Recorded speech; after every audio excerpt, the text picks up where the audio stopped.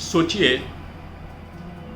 आसमान में अर्धचंद्राकार हंसुए की तरह निकले हुए चांद के बीच में आप बैठे पैर लटकाए ठंडी हवाओं का आनंद कर रहे हैं। या यह कल्पना कीजिए कि समंदर के नीचे गहरे तल में किसी व्हेल की पीठ पर बैठ के आप तैरने का आनंद ले रहे हैं। कल्पनाएं हैं, आप कुछ भी कल्पना कर सकते हैं, वहां जा सकते हैं जहां आपकी मन की अनुभूति आपको ले जाए।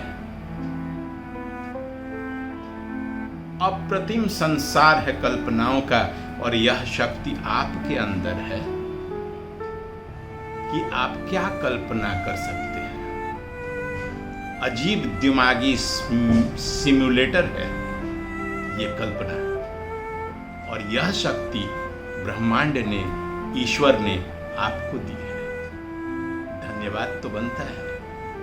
नमस्कार मित्रों, मैं गजेंद्र अंतर यात्रा के आज की प्रस्तुति में कल्पनाओं के अप्रतिम संसार के संबंध में आपसे बातें करूंगा और खोलूंगा परत दर परत सुंदर कल्पनाओं के राज।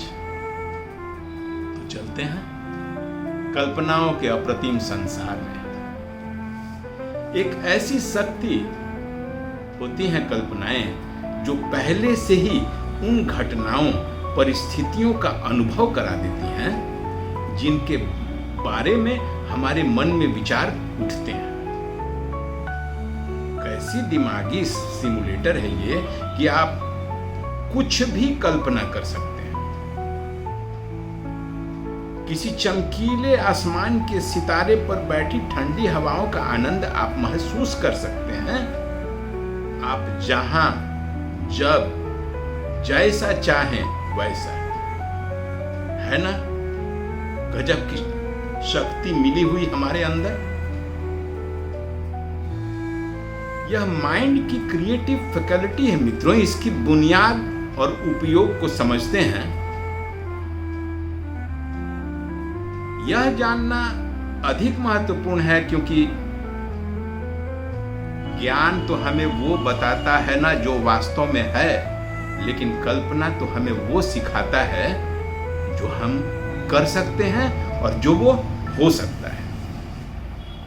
पुरानी यादों और अब तक की सीखी हुई बातों का इस्तेमाल करके मानसिक तस्वीरों में खाली जगहों को कल्पना से भरा जाता है।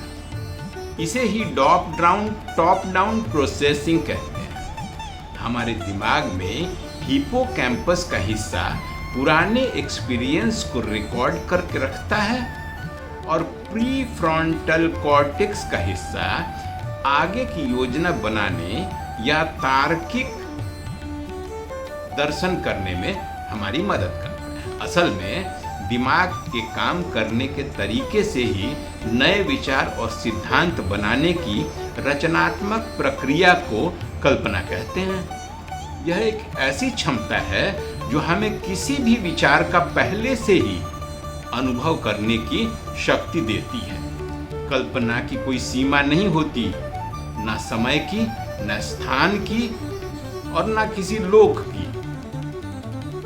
कोई बंधेज नहीं, बिल्कुल उन्मुक्त। यह उन्मुक्त विचार ही नहीं, एक तरह की मानसिक रिहर्सल है, जहां दिमाग शारीरिक रूप से तैयारी करता है जैसे कि वो घटना वास्तव में हो रही हो। इसका सबसे बड़ा फायदा ये है कि यह हमें संभावित नतीजों को जानने, संभावित जोखिमों का आकलन करने और कौशल का अभ्यास कर लेने का मौका देती है। और वो भी कब? वो भी तब जबकि बिना असल दुनिया के परिणामों और जोखिमों से हम फेस करें, या किसी संसाधन का उपयोग भी बिना किए ही यह सब मानसिक लैब में हम कर सकते हैं।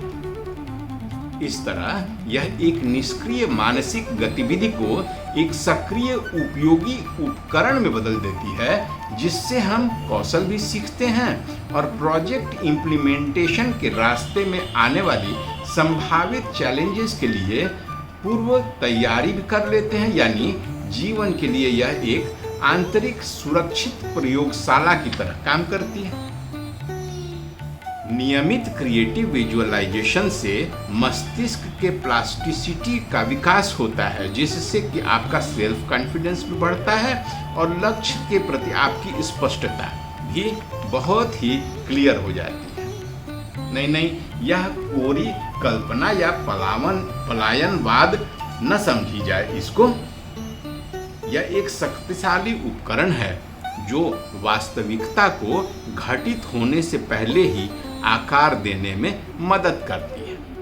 किसी भी नई उपलब्धि को साकार करने के पहले उसकी पूरी टाइमलाइन फ्लो चार्ट मानस पटल में कल्पना के माध्यम से ही बना ली जाती है, जिससे इम्प्लीमेंटेशन में कुशलता होती है और सभी पूर्वानुमानों के आधार पर वैकल्पिक कार्य योजना का मूल्यांकन संभव हो सकता है।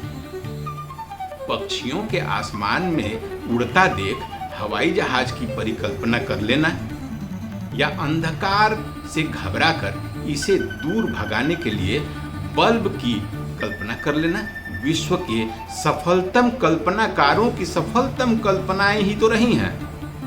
हर एक समस्या के समाधान के लिए पहला कदम सशक्त कल्पना से ही आरंभ होता है। इस तरह कल्पना विकासवाद और समस्याओं के समाधान का प्रमुख कारक रहा है, सभ्यता के प्रगति का इंजन। आज के दिन भी सामान्य सी परिस्थिति है, प्रतिदिन हम फेस करते हैं।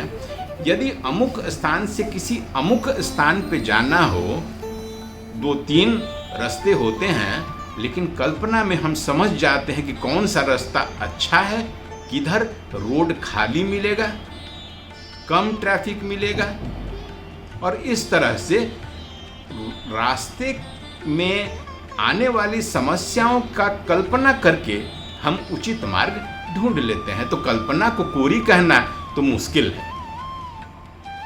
अरे सोचिए ना, अनंत आकाश का सफर है कल्पनाएं।